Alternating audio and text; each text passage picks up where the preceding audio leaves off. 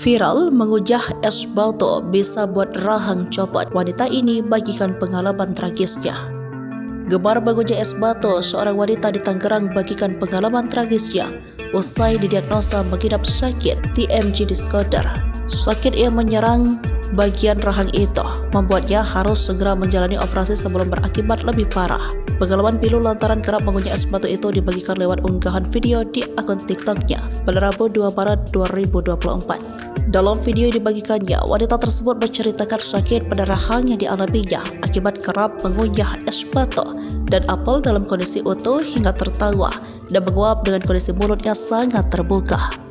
3 tahun berlalu aku ngerasain sakit di bagian rahang kiri lalu menjalar ke rahang kanan. Kalau nguap gak bisa buka mulut yang lebar cuma sebatas 3 jari saja. Makan pun selalu ada bunyi krek di persendihan rahang dan beberapa kali kesulitan untuk menutup mulut paparnya. Setelah menjalani pemeriksaan terungkap ternyata wanita tersebut mengalami gangguan sendi rahang bernama TMJ disorder. Kondisi sakitnya itu pun membuatnya harus segera menjalani operasi lantaran bisa berakibat fatal hingga rahang terlepas.